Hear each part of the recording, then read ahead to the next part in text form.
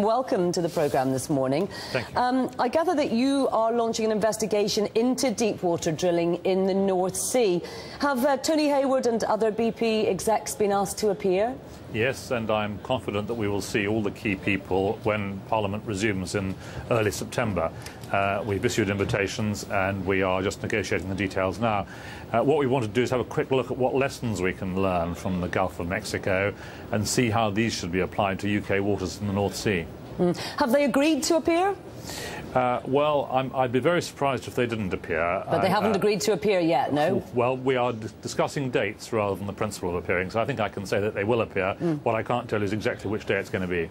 Now, the Sunday papers, as I'm sure you know, were full of concerns over this idea of BP drilling a deep-water well near the Shetland Islands. You wouldn't let that go ahead, would you, until at least you've got all of the results of the investigation into the current problems in the Gulf of Mexico? Well, of course, my committee doesn't have the power to stop it, but we can make recommendations. We don't want to prejudge the outcome of the inquiry, but clearly there are legitimate concerns now about deep-water drilling, not just off Shetlands, but generally there's an issue about the Mediterranean as well, where BP are also involved. I think we need to look very carefully at the safety record, at what's been done in the Gulf, to see whether the risks, I mean, there are always going to be risks drilling at this level, but see whether the risks are at an acceptable level. You know, the world needs more oil, and it's going to be an important transport fuel for the foreseeable future. And we are having to look for it in more difficult places, but we can't jeopardise the environment simply in the quest for more oil. So your recommendations would be that it wouldn't be possible to go ahead with deep-water drilling until at least it was clear what happened in the Gulf? Yes, I mean, by the time we start this inquiry next month, BP's own safety investigation should be complete and be published. So we'll have a lot more information to go on then. As I say, right now, I think people would naturally be cautious, but I don't want to prejudge the issue. We are not saying there's no possibility of drilling in deep water. I hope very much that there is, but it has to be on the basis that the risks are kept acceptably low. Now, there is also a concern expressed that that BP will be squeezed out, if you like, of the Gulf of Mexico in the future. It is in British interests, is it not, to see BP remain a strong and viable company? Yes, it is. It's one of our most important companies. It has a global reach. It's operated very extensively in the United States.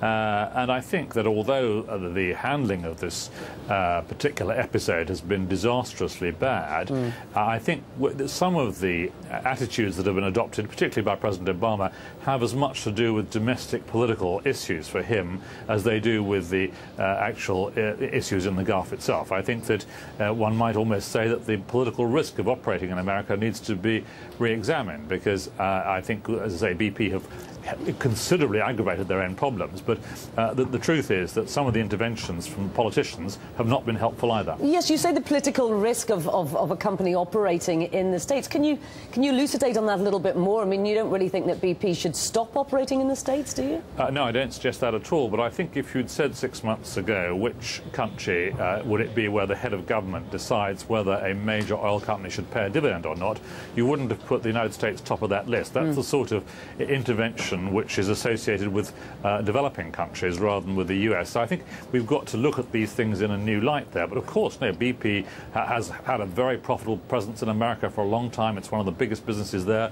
An enormous part of BP's own activities are in the US. So I want to see that continue and flourish and prosper.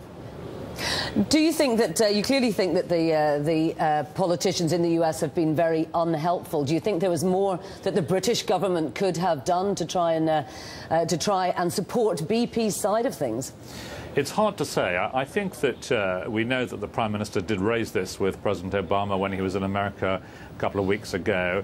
I think it's hard to see exactly what more the British government could have done. I think we've made clear our support for BP. We believe it's a very important company both in Britain and in the US.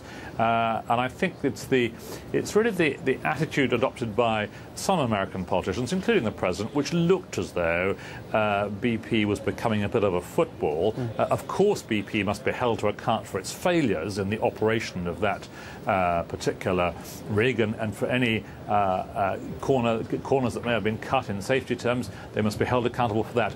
But I think the intervention from some politicians went a good deal further than was justified. And just briefly before we go, the thorny issue of Libya. Do you think that that both BP and indeed Alex Salmond were right not to speak to the congressman in the Senate committee? Yes, I do think they were right. I don't think that I certainly haven't seen evidence which suggested to me they should have to go and be called to account by that particular committee. I accept at face value the assurances I've had from the British government and the Scottish executive about what was taken into account when that decision was made. I personally didn't agree with the decision, but I don't believe there's anything that they have to answer for before the Congress. Tim Yeo, thank you very much indeed for joining us this morning. You're welcome.